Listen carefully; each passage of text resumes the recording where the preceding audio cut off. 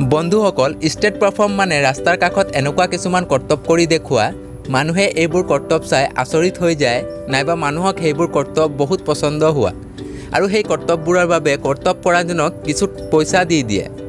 আপোনাৰ মনত এইটো প্ৰশ্ন নিশ্চয় আহিছে চাগে, ষ্টেট পাৰফৰ্মাৰবোৰ গৰীব মানুহ বা ভিখাৰী হয় চাগে। কিন্তু এইটো কথা সঁচা নহয়, কিয়নো এইখন পৃথিৱীত কিছুমান এনেকুৱা ষ্টেট পাৰফৰ্মাৰ আছে যাৰ নেটৱৰ্থ কোটি টকাৰ। হয় বন্ধুসকল, আপুনি তেওঁলোকৰ পাৰফৰ্মেন্স দেখি লয় তেন্তে আপুনি শ্বক হৈ যাব। সেইকাৰণে আজিৰ ভিডিঅ'ত আমি আপোনালোকক কিছুমান ষ্টেট পাৰফৰ্মাৰ দেখাম যাৰ কৰ্তব্য দেখি আপুনিও আচৰিত হৈ যাব। কিন্তু বন্ধুসকল, ভিডিঅ'টো ষ্টাৰ্ট কৰাৰ আগতে আপোনালোকক এটাই ৰিকুৱেষ্ট যে ভিডিঅ'টো লাইক কৰি লয় যেন। জেছি ৱেলেন্স। বন্ধুসকল, জেছি ৱেলেন্সে নিজৰ অদ্ভুত কলাবাজিৰে এটা যাদুৰ মেট বনালে যিটো বতাহত উৰে, আৰু তেওঁৰ ধুনীয়া ফটোগ্ৰাফী স্কিলেৰে গোটেই দুনিয়াভৰত নাম উজ্বলালে। এই জেছিয়ে নিজকে হুবহু আলাউদ্দিনৰ দৰে বনাই লয় আৰু ৰাস্তাত নিজৰ যাদুই মেট দি মানুহক নিজৰ ফালে আকৰ্ষিত কৰে। আৰু তেওঁৰ এই খেল চাই কোনো এজন ব্যক্তিয়ে নিজৰ চকু তেওঁৰ পৰা আঁতৰাই আনিব নোৱাৰে। Cut in half. বন্ধুসকল, এইজন ব্যক্তিয়ে আপোনাৰ মাথা নষ্ট কৰি দিব, কিয়নো এইজন দুনিয়াৰ বহুত নামী দামী যাদুকৰ।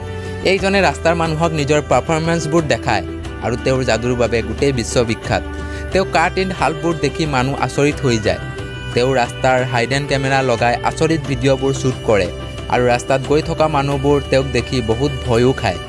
বন্ধুসকল, আপুনিও যদি এইজন মিউজিচিয়ানক দেখি কনফিউজ হৈ গ'ল, আমাক কমেণ্ট বক্সত য়েছ ন' লিখি জনাই যেন। Beat boxer. বন্ধুসকল, বহুত কম মানুহে বিট বক্সিঙৰ বিষয়ে জানে। এটা ধৰণৰ মিউজিক হয় য'ত কোনো মিউজিক ইনষ্ট্ৰুমেণ্ট নোহোৱাকৈ মুখেৰে বজোৱা হয়।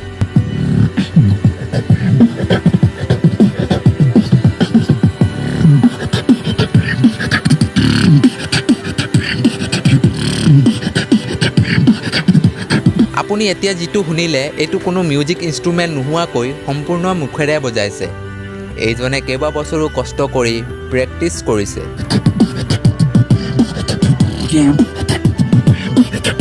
Bike statue. বন্ধুসকল, আপোনালোকে দেখিবলৈ পাইছে যে কি ধৰণে এজন মানুহে বাইক স্পৰ্টটো এটা বেলেগ লেভেলত লৈ গৈছে। এই অসাধাৰণ স্পৰ্টটোক নিজৰ আৰ্ট বনালে, য'ত এইজন মানুহে মাত্ৰ এখন হাত ৰাখি বতাহত উৰি আছে। Flying table.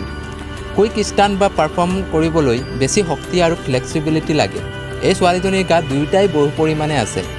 এইজনী ছোৱালী এটা টেবুলত শুই লয় আৰু ভৰিৰে আন এখন টেবুল স্পীডত ভৰিৰে ঘূৰাইছে।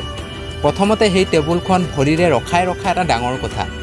তাৰ পাছত সেই টেবুলখনক বলৰ দৰে ঘূৰোৱা আমি ভাবিবই নোৱাৰোঁ, যি এইজনী ছোৱালীয়ে বহুবাৰ প্ৰেক্টিছ কৰি শিকিলে, য'ত বহুত সময় আৰু কষ্ট লাগে। ট্ৰান্সফৰ্মাৰ আৰু ৰবটক আপুনি মুভিত বহুবাৰ দেখিছে, যিবোৰ কাৰোবাৰো আকাৰ লৈ লয়। এতিয়া আপুনি যিজনী মহিলাক দেখিছে তেওঁ কোনো ৰবট বা ট্ৰান্সফৰ্মাৰতকৈ কম নহয়।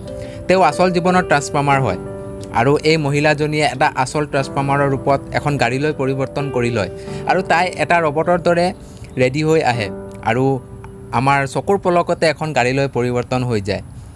এইটো চাবলৈ বহুত ইণ্টাৰেষ্টিং লাগে, আৰু এই মহিলাজনীয়ে $800 খৰচ কৰি 5 সপ্তাহত এই শ্বুটটো বনাইছে।